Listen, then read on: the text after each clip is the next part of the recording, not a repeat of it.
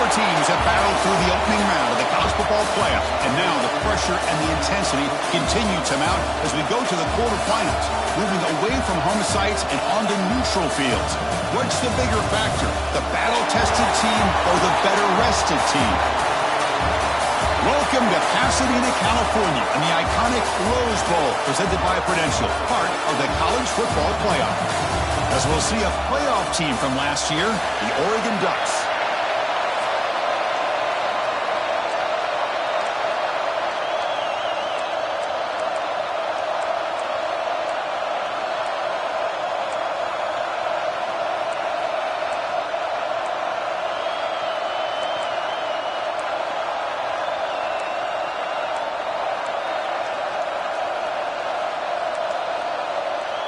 The kickoff team is out there. Great energy as this playoff game is about to get underway. And he's going to bring this out from a couple yards deep in the end zone. He's tackling at the 17, so it would have been better to leave it in the end zone for a touchback. The Nittany Lions offense comes onto the field for the first time today. Down to the final 8 now. Quarterfinal matchups at neutral locations, Kirk. And that means one team, which won a conference championship, is rested. The other team is coming off an emotional win just a week ago. And Chris, the prevailing thought would be, boy, the team that gets a chance to rest would be in a better position. But as we saw in 2024, the teams that got that rest, they lost their rhythm. And I think the teams that had a chance to play, they continue to stay in their routine, and it really benefited them. Let's see how it plays out today. Fresh set of downs for the offense. First down. And they'll run it out of the shotgun. Hey, listen, you don't always have to have big plays to be successful. It's a nice, solid game here. Keeps you on schedule, and you get ready for that next play. Second down after that run on the previous play. Keep it on the ground. There's the handoff. First down, looking for more now. Brought down, but it's past the line to gain. What a nice job here by this offensive line in the back to pick up this first down. And, Chris, you know better than me growing up in this area, Penn State's offense and the ability to run the ball, probably been doing it as well as anybody in college football for decades, going back to guys like the late, great Franco Harris and Kajana Carter and Larry Johnson and Miles Sanders more recently, and, of course, Saquon Barkley. This goes on and on of great Penn State running backs, and I'm sure they're proud to see him running the football the way he is today. Second down after that run on the previous play. Offense switches it up here, looking to throw the ball now. With the catch, it's Riggs. Heads out of bounds after a solid gain. That's good timing there. Receiver makes the catch and it has some room to run. Yeah, anytime you're going to run a route like this, you know who needs to get a lot of credit is the offensive line. Because this play takes some time for the receiver to work his way across the field on that drag route. And the quarterback that time had enough time to be able to navigate the coverage and make the accurate throw. Nowhere to run. They'll corral him for no gain. This is the 6th play on the drive. They look to throw it here on second down. Makes the grab. It's Patchett. And the defense swarms. Not much of a gain on that completion. Hey, they get some positive yards here. But just from sitting up here looking down, Chris, kind of have a sense that they wanted a little bit more on that play. Drops back, looking to throw for it on third down. Snags the quick throw. They make the tackle, but that's enough to set him up first down at the 15. Oh, the defense. They get this offense to a third down early in the game, a chance to get him off the field, but instead this quarterback shows you why they've had such a great year with a conversion. Into the end zone, has a lane. They finally stop him, but that gain is good for a first and goal. Well, the scouting report on this running back was that he is an elite ball carrier, and he is proving to be that here early in this game. These first few carries, not only the strength, but the quickness and acceleration to get upfield and get positive yards on display. They try the middle, but gain nothing on that play. Second and goal for the offense.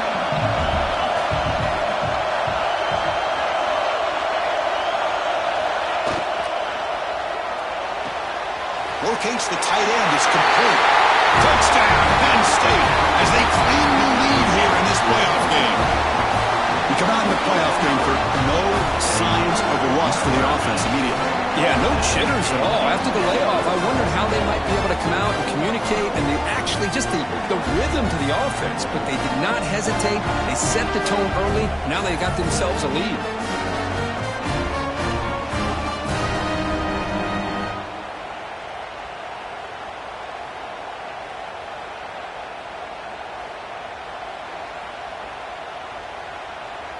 So they'll try to add to the lead now with a PAT. And the PAT makes it 7-0 to open score.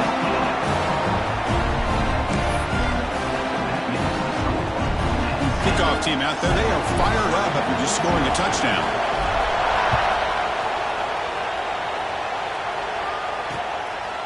So it'll be a touchback, ball spotted at the 25. The Ducks offense makes their way onto the field for their first possession. Let's look at the impact players in this game, crew. Guys that are going to have to step up and deliver. The teammates look to them.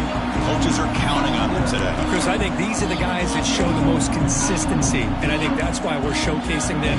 They're going to have to be able to step up and not only make plays, I think provide the leadership. Coaches told us all week that these are the guys that really are unique within this program, and hopefully they play well today. Looks over the middle, and that's complete. They get him down, but the gain moves the ball up to the 36. You know, this is what makes this receiver so dangerous. If you play him in man, he can run by you for a big play. You decide to sit back in zone, and he's got the savvy and instincts to be able to find that soft spot in the zone, make a catch, and be dangerous after the catch as well.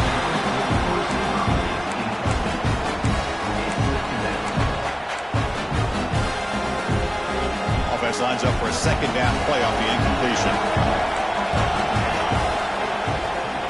The shotgun running play call. And he goes nowhere. Stopped cold behind the line of scrimmage. That back just had nowhere to go. Got to give credit to the defense and their run fits on that play. And the back now goes in motion. And he'll drop back here on third down. Going for his running back. The ball is caught. They make the tackle, but that pass creates a solid gain. The Ducks will have to kick this away. That's the first punt of the afternoon for this offense. And that sets up a return. And the coverage team makes the stop on this return. And the Penn State offense is back out on the field. They reached the end zone the last time out, trying to do the same thing here. And they'll set up at the 26 for the first play of this drive. That's reeled in. It's Riggs. They bring him down, but that's a good play. Moves the ball to the 39. Looks like a man is down on the field after the last play, so we'll take a timeout. Pass complete for a first down. The offense gets a fresh set of downs.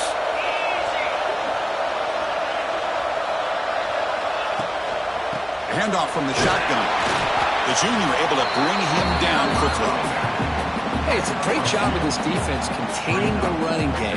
But if I'm calling the plays, I'm not abandoning the running game just yet. I think it's important to have some sense of balance. So throwing and running is essential. Stick with it. Second down after that run on the previous play.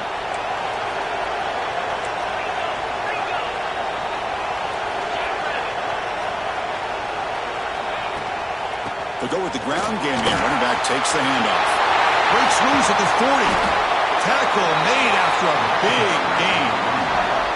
There's nothing more that helps an offense than committing to that running game and popping an explosive run like this on the ground.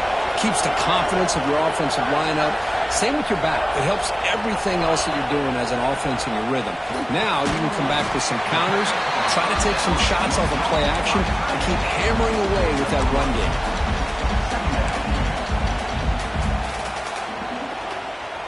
Now it's second down here.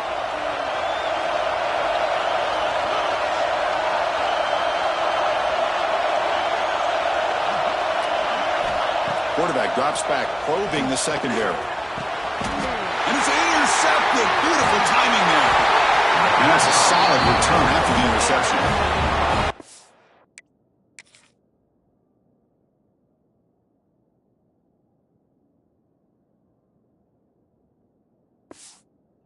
didn't really seem to feel like he had anybody open. He just puts it up in the air, and the defense says, thank you, we'll take it.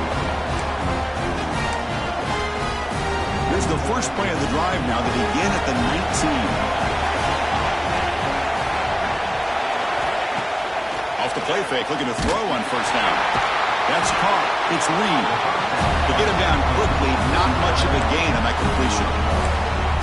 Chris, it's so easy to get excited about the receivers on the outside and their ability to make big plays, but the slot receivers are just as exciting, especially with their finesse, quickness, and ability to make guys miss in the middle of that field. He dumps it off to the tight end. Defense shoves him out of bounds. Not much of a gain there. That's what makes this tight end so dangerous. You can flex him out into that slot position. He shows you his versatility. He can be an inline guy that can block, but here he shows you what he can do with his hands. Off of RPO, the quarterback looks to his right. Tackle made after a solid gain to spot the ball at the 34.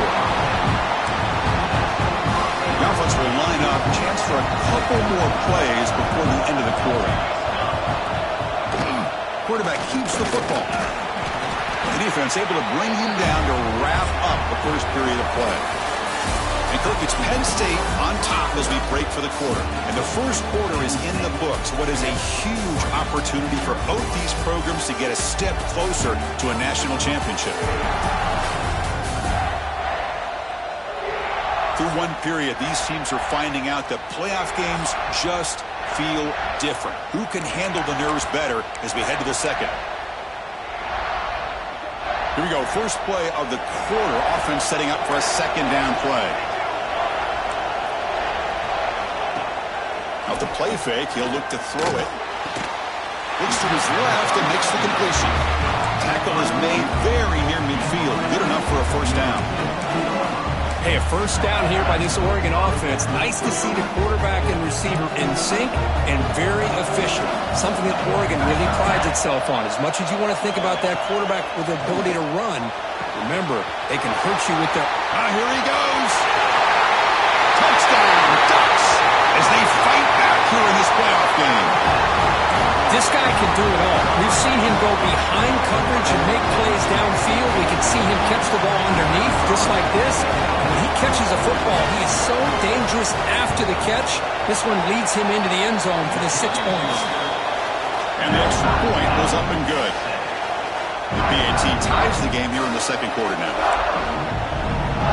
So after putting up the touchdown, the kickoff team is out there to boot it away.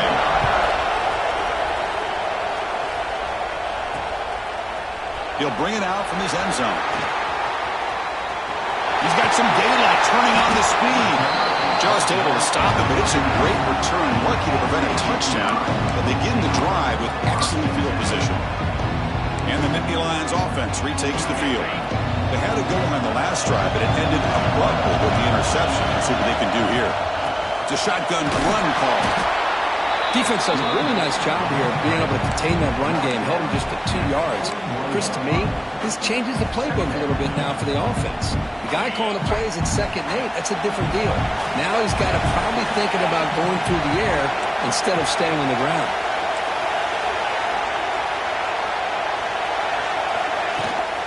And now the running back's got it again. And he will be stuffed for no gain. Chris, textbook job by the defense surrounding the runner and preventing that play from being bounced to the outside. Now the offense facing a 3rd and long from their own 41.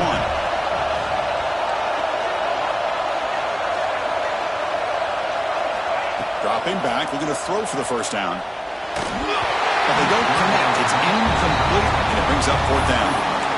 Well, Chris, obviously they had to go through the air there to try to pick up this 3rd down and long, but when you're so far behind the chains, when you really allow this defense to dictate things, and it allows them to put pressure on your quarterback and can affect the timing, as we saw on this play. Needs a completion here on 4th down. Receiver makes the catch. They've got him, but they convert on 4th down, and the drive keeps going. And a play where